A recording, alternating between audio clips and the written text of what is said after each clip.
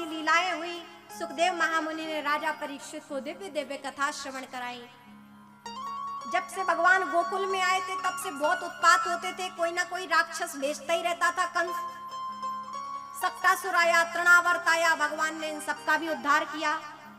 भगवान 1 वर्ष के हो गए, भगवान का नामकरण भी हुआ। अब तक नाम नहीं रखा गया था क्योंकि उस समय मथुरा में इतना आतंक था कंस का।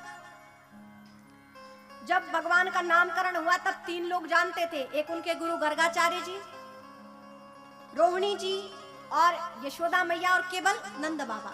गौशाला में जाके नामकरण हुआ। भगवान छोटे हैं इसलिए उनका नाम है कृष्ण। जो सबको आकर्षित कर ले वो कृष्ण है। और बड़े भैया उनका नाम बलराम रखा गया। बोलिए बलराम जी महाराज की। यहाँ पर माखन चोरी की लीला भी भगवान की श्रवण कराई। यमलार्जुन का भी भगवान ने उद्धार किया है।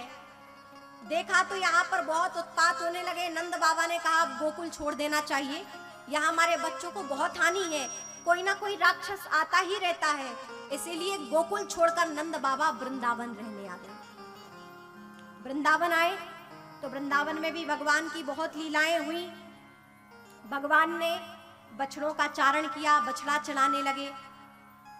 अघासुर का उद्धार किया, बकासुर का उद्धार किया, ब्रह्मा जी के मोह का हरण किया। भगवान ने गौचारण किया।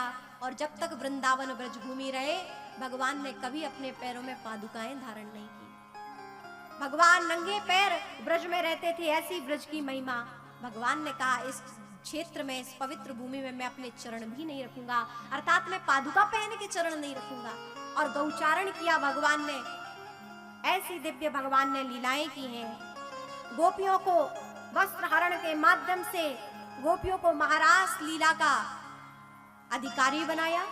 भगवान ने वस्त्र नहीं चुराए।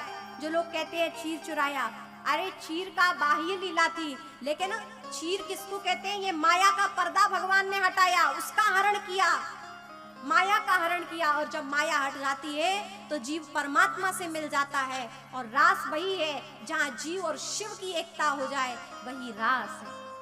इसलिए भगवान ने वस्त्र हरण मतलब माया का हरण किया है।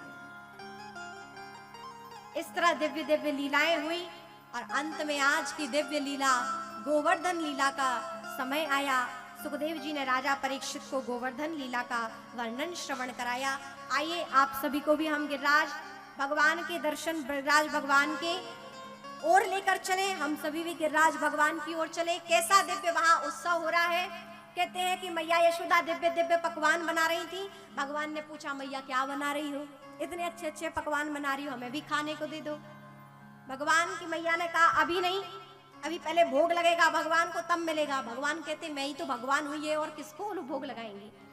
भगवान रुष्ट हो गए, बाबा के पास चले गए। मैया ने कहा अच्छा है, जाओ बाबा के पास बैठना। बाबा से पूछा बाबा मैया इतने अच्छे पकवान बना रही, हमें नहीं दे रही है, क्या करें? किसकी पूजा के लिए बना रहे? बाबा ने कहा जय जय करना है, इसलिए उनके लिए पकवान बन रहे हैं। किसकी पूजा? इंद्र देवता की। क्यों? क्योंकि वो बारिश करते हैं, पर्वत पे हरियाली होती है, हमारी गाय घास खाती है, वो हमें दुग्ध देती है, उनसे हमारा पालन पोषण होता है। उन्होंने कहा नहीं बाबा, गिरिराज पर्वत की हम पूजा करेंगे, इंद्र की पूजा नहीं। और सब लोग भगवान के कहने से गिरिराज पर्वत की पूजा किए हैं। भगवान ने इंद्र की पूजा क्यों की बंद? क्योंकि इंद्र को अभिमान हो गया था और भगवान अभिमान के द्रोही है, इसलिए इंद्र पूजन नहीं हुआ, गिरिराज पूजन हुआ। आइए हम सब भी बड़े भाव से भगवान के साथ गिरिराज पूजन की ओर चले।